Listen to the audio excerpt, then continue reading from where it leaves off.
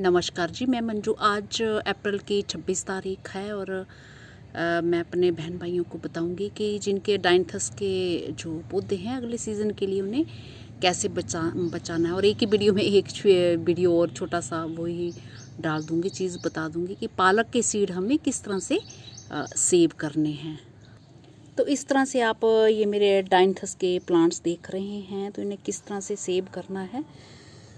तो बस कुछ नहीं करना है आपने, इन्हें अभी इस टाइम नेट के नीचे रख देना है और बिल्कुल छाया नहीं होनी चाहिए। जैसे हल्की सी धूप, छनती हुई धूप, कि सीधी धूप ना पड़े, तो वैसे इन्हें रख देना है। और इस टाइम इनके प्लांट्स को ज़्यादा धोने वगैरह की ज़रूरत ना करें, क्योंकि ज़्यादा धोएंगे तो पानी बहुत ज़्यादा हो जाएगा और उससे इनकी रूट्स जो हैं गल जाती हैं। ख़ास करके जब आपने प्लास्टिक पॉट में इन्हें लगाया हो तो पानी जो है फिर बहुत कम एवेपोरेट हो जाता है। मिट्टी जो है नेट के नीचे होने से मिट्टी ज़्यादा टाइम गिल्ली बनी रहती है, उससे जो रूट्स है उनको ज़्यादा हीट मिलती है और वो आपकी डैमेज हो सकती है और वो गल भी सकती हैं, गल भी जाती हैं बल्कि।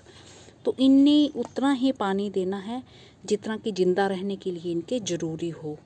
तो अगर आपको पता नहीं चलता है कि पानी कैसे देना है, मिट्टी ऊपर की सूखी हो तब देख लें, नहीं तो नीचे की मिट्टी जो है गिल्ली रहती है, दोबारा पानी पड़ने से ऊपर की तो सूखी नज़र आती है, तो पता नहीं चलता है। जहाँ फिर ये पौधे थोड़े से मुरझाने लगे, ये ध्यान रखें, तो उस टाइम आप इनमें पानी डाल सकते हैं। और इतना पानी ना डालें कि वो ये सोचें कि जो ड्रेनेज सिस्टम है वो नीचे तक आपके बहना ही चाहिए, बस ज़रूरत भर का इनकी, क्योंकि शैलो रूट्स होती हैं। तो ये हो गया डाइंथस को इस सीज़न, अगले सीज़न के लिए कैसे आपने सेव करना है।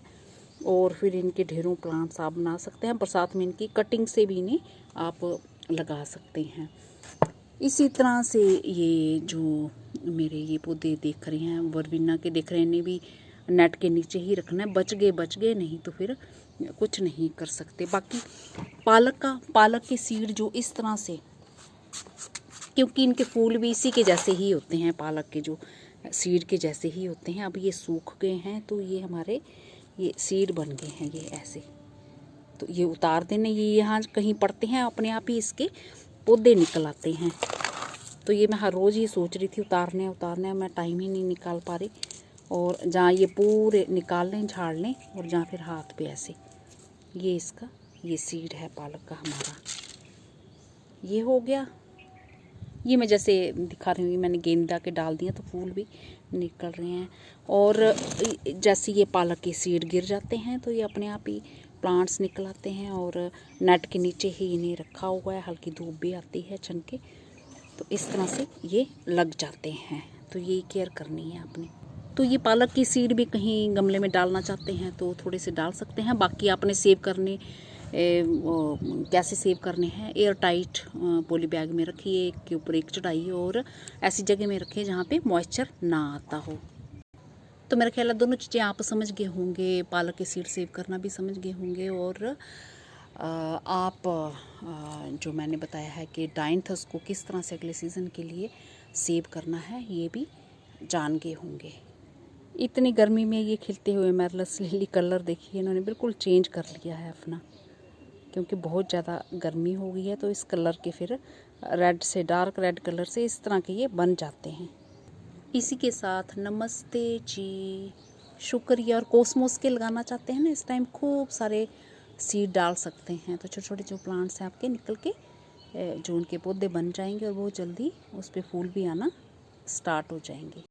और बिंका के भी अभी आप खूब सारे जो हैं प्लांट्स छोटे छोटे निकले होंगे, उन्हें ट्रांसप्लांट कर सकते हैं तो हो जाते हैं। और बस कुछ दिन धूप में छाया में रखिए, और जब चलने लगे तो फिर नेट के नीचे जहाँ धूप आती हो वहाँ रख दीजिए, हल्की धूप आती हो।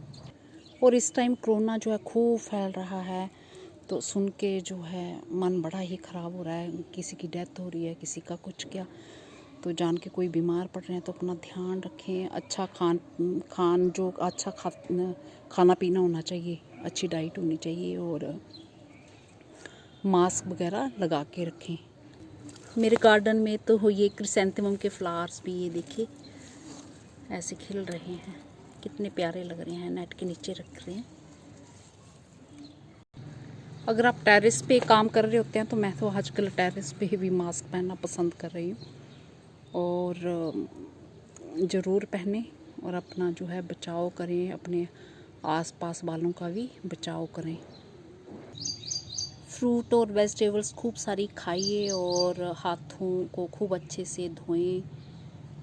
तो बस यही सब आपको करना है और मैं भी करती हूँ। आगे ईश्वर से मेरी यही प्रार्थना है कि सबको सुखी रखें और तंदुरुस्त बनाएं और इस कोरोना को दूर कर दें, पूरी दुनिया से इसे दूर कर दें। और इस टाइम आप कॉस्मोस और पर्सलिन की खूब सारी जो है कटिंग्स लगा सकते हैं। आने वाले टाइम में आपके खूब सारे प्लांट्स जो हैं बन के तैयार हो जाएंगे और बरसात में खूब अच्छे से उन पे फ्लावर्स आएंगे।